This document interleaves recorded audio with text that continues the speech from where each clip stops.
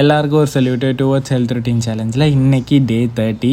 இன்றைக்கி ரொம்பவே முக்கியமான நாள். அதுக்கு முன்னாடி நீங்கள் இன்றைக்கி தான் என்ன ஃபஸ்ட் டைம் பார்க்குறீங்கன்னா லைக் பண்ணிட்டு ஃபாலோ பண்ணிக்கோங்க. இன்றைக்கி என்ன அப்படி ரொம்ப முக்கியமான நாள் அப்படின்னு கேட்டிங்கன்னா, இன்றைக்கி வந்து டே 30. இந்த 30 நாளாக வந்துட்டு நான் வீடியோஸ் வந்து கண்டினியூஸாக போட்டுட்ருக்கேன். அது வந்து ஒரு சாதாரண விஷயம் கிடையாது. ஏன்னா என்னை பொறுத்தளவுக்கு 30 நாள் வந்துட்டு எனக்கு ஒன்றுமே தெரியாது, எடிட்டிங் தெரியாது, ஒன்றுமே தெரியாது, எந்த ஆங்கிளில் வைக்கணும், எந்த ஆங்கிளில் வைக்கக்கூடாது, எதுவுமே சுத்தமாக ஒரு ஐடியாவே கிடையாது. ஜஸ்ட்டு இன்ஸ்டாவில் ஆல்ரெடி நம்ம எப்போயும் பார்த்துருப்போம்ல, அந்த மாதிரி பார்த்து இப்படி வைக்கலாம் அப்படி வைக்கலாம்னு யோசித்து வச்சு எடுத்து அதை நான் உங்களுக்கு போஸ்ட் பண்ணுறது மட்டும்தான் நான் பண்ணிகிட்டு இருந்தேன்.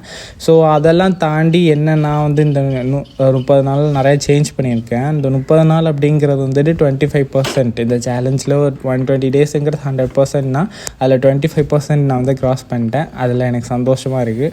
அப்புறம் என்னை சப்போர்ட் பண்ணுற எல்லாருக்குமே ரொம்ப ரொம்ப தேங்க்ஸ். Love you guys. இன்றைக்கி கில்லி போட்ட சாம்பார் தான் செஞ்சேன். அது நிறையா ஊரில் வந்துட்டு பருப்பு மலை சாம்பார்னு சொல்லுவாங்க, இல்லை பருப்பு சாம்பார்னு சொல்லுவாங்க. ஸோ அதை செஞ்சு சாப்பிட்டுட்டு அப்படியே ஜிம்முக்கு போயிட்டு இன்றைக்கி லெக் ஒர்க் அவுட் தான் போட்டுட்டு ஹாப்பியாக வந்துட்டேன்.